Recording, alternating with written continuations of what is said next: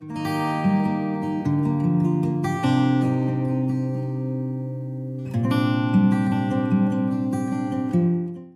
à tous et bienvenue dans cette nouvelle vidéo. Aujourd'hui on se retrouve pour la pile à lire du mois de septembre. Un mois qui a toujours été un peu cher à mon cœur. Je pense que c'est mon côté écolière qui adorait la rentrée des classes, les courses pour la rentrée, les nouvelles tenues, ce genre de choses, je sais pas. Mais en tout cas, j'ai toujours beaucoup aimé le mois de septembre et c'est avec grand plaisir que je vous retrouve en ce 1er septembre pour vous présenter la pile à lire de ce mois. Au programme, il y a pas mal de livres en e-book, du coup j'en ai que 3 en version papier à vous présenter, sachant qu'il y en a un sûr qui doit être disponible à la bibliothèque, donc peut-être que j'essaierai de le choper à la bibliothèque plutôt que de le lire en e-book. Pour l'instant je ne l'ai pas encore acheté en e-book, donc je verrai bien. Bref. Du coup je vais commencer par vous présenter les 3 pour la version papier, sachant que ce coup-ci je n'ai pas fait de tirage au sort via les marque-pages. J'ai un peu abandonné le truc parce qu'en fait ça fait plusieurs fois que je ne les lis pas, donc je préférais aller selon mes envies. Et il y en a un que je crois que j'ai tiré au sort sur Livre Addict, mais en fait comme c'en est un que je voulais lire, je n'arrive pas à me rappeler si je l'ai vraiment tiré au sort sur Livre Addict ou si juste je l'ai mis par moi-même. Je suis à peu près sûre de l'avoir tiré au sort sur Livre Addict, mais comme j'ai fait cette pile à lire il y a 1000 ans, bah je me rappelle pas. Voilà. J'ai vraiment un problème de mémoire, je crois. Bref, parmi les livres que j'ai choisi de lire en version papier, il y a Lis entre mes lignes de Megara Nolan. Pour le coup, on est sur une romance contemporaine de Megara Nolan avec une autrice, donc j'ai trouvé que c'était assez sympa. Et comme je cherchais une petite romance à rajouter, c'est avec plaisir que j'en ai rajouté une de Megara Nolan, qui est une autrice que j'aime particulièrement. Je vous en dirai plus très vite parce que je vous avoue que j'ai très hâte de le lire. Voilà, je viens de relire le résumé juste avant et franchement, ça me fait trop envie. Voilà. D'ailleurs c'est très drôle parce que les 3 livres là que je vais vous présenter, c'est 3 livres de Nana qui étaient au SBL cette année et avec qui j'ai échangé les 3. Bon, l'une parce que c'est une des organisatrices, voilà, puis je lui ai acheté le livre dont je vais vous parler.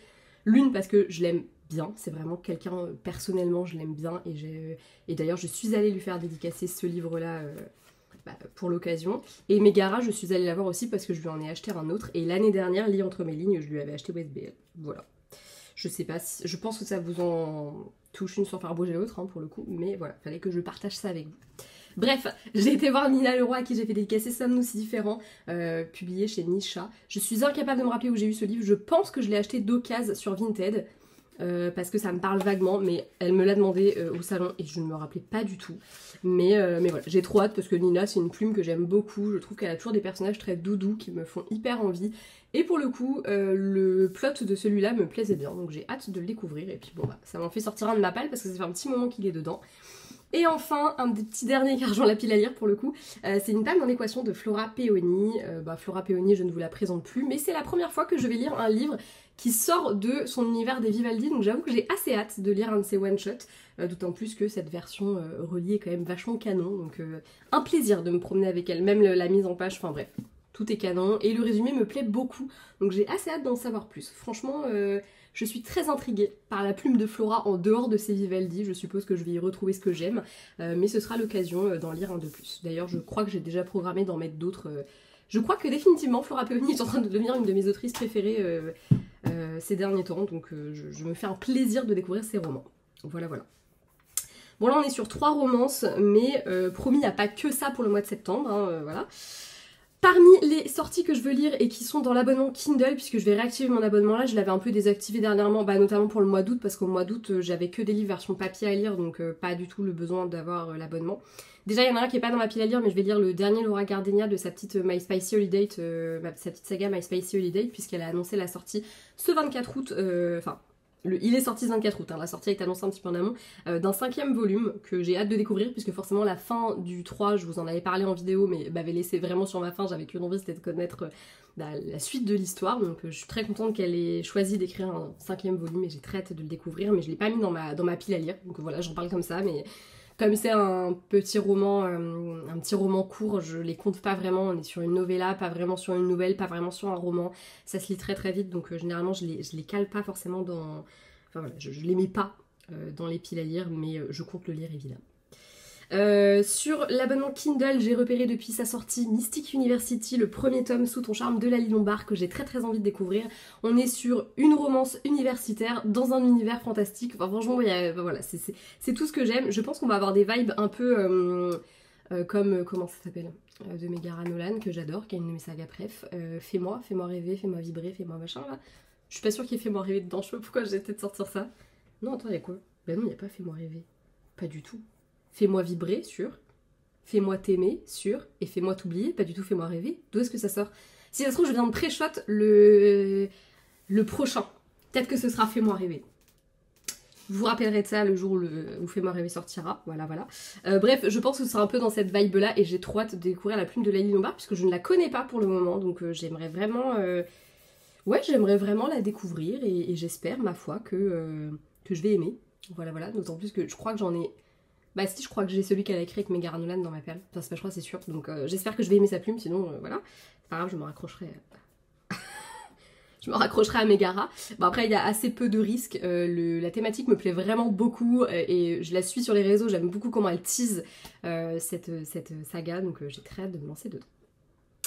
J'ai également prévu de lire dans l'abonnement Kindle Cops, Shot and Love de Marine Hope, que j'ai écrit Marie dans mon carnet, voilà j'ai été trop vite. Marine était ma voisine au SBL et on a bien sympathisé, c'était vraiment une très belle rencontre. Je lui ai pris un de ses livres, elle m'en a pris deux des miens. Et j'avoue, j'ai très envie de lire celui que j'ai pas acheté. Voilà, voilà, voilà. J'ai beaucoup hésité, mais comme elle m'avait dit que ceux qui sont édités chez Butterfly étaient dans l'abonnement Kindle, je me suis dit, bon bah, je vais prendre un qui n'est pas dans l'abonnement Kindle, parce que j'ai pas de sous en fait. Et je lirai dans l'abonnement Kindle ceux qui sont dedans. Et comme Cops, Shots and Love me tente bien, puisqu'on est sur une romance sur fond d'enquête, je pense que je vais kiffer, ça va mélanger deux des genres que je préfère au monde, le thriller et la romance, voilà. Je trouve que c'est la bonne occasion de découvrir Marine, parce qu'en plus de ce qu'elle m'expliquait, elle est vraiment sortie de sa zone de confort avec ce roman, donc j'ai très hâte de le découvrir. Et puis en plus de ça, elle a lu récemment Forgiveness, dont elle m'a fait un retour qui m'a énormément touchée, d'ailleurs elle m'a fait chialer, qu'on se le dise.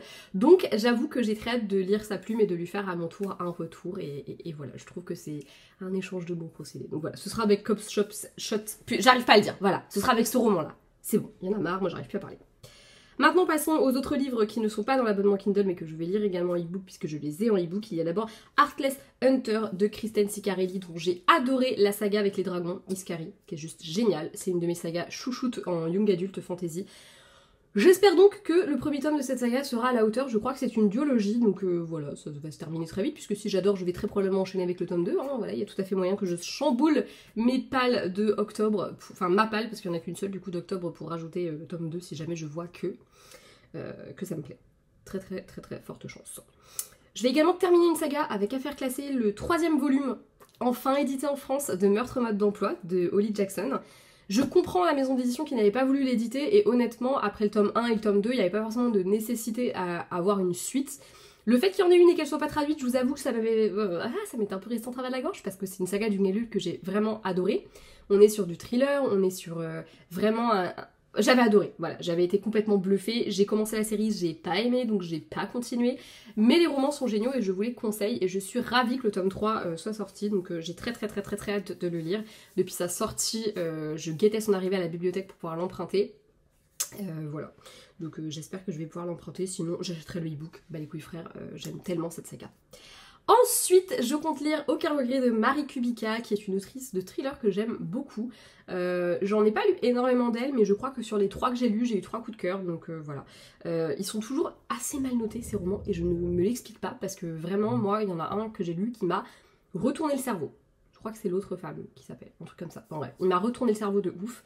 Et ouais, gros kiff, donc bah, je suis très contente qu'elle ait sorti un autre roman, et j'ai très hâte de le découvrir.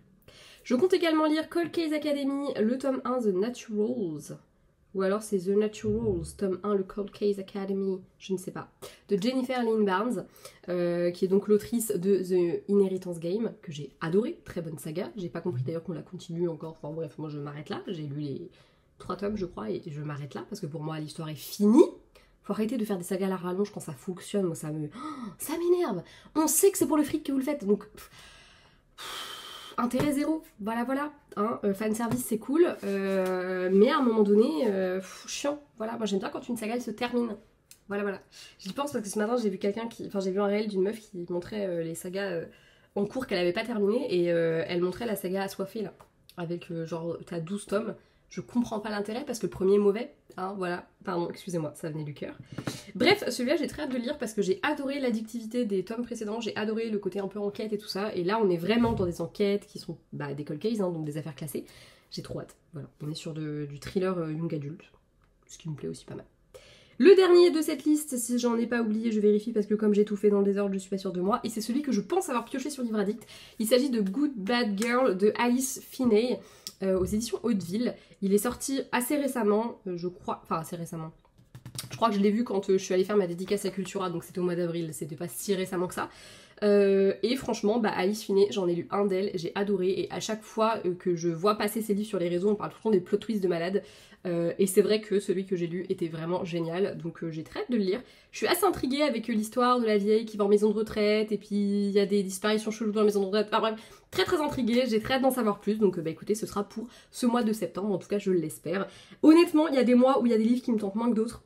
Là, il n'y en a aucun qui me tente moins que les autres, j'ai vraiment tous très hâte de le découvrir, donc j'espère que je vais tenir ma pile à lire. En ce moment, j'ai un plutôt bon rythme de lecture, j'avoue que le mois d'août a été meilleur que celui de juin, moins bon que celui de juillet, mais quoique non, je crois que j'ai lu autant, je ne sais plus, j'ai un doute sur le sujet. J'ai mis un peu plus de temps à lire certains livres, c'est peut-être ça aussi, alors que...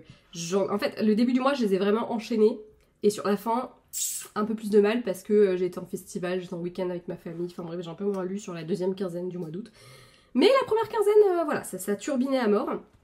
Et ça fait du bien, bon là j'ai repris l'écriture donc je pense aussi qu'il y a un petit peu ça, je suis un peu moins dedans parce que je passe un petit peu moins de temps dans la tête dans les bouquins quand je suis en train d'écrire, ça paraît assez logique. Mais voilà, j'espère que je vais lire toute cette pile à lire parce qu'elle me tente de ouf. Voilà.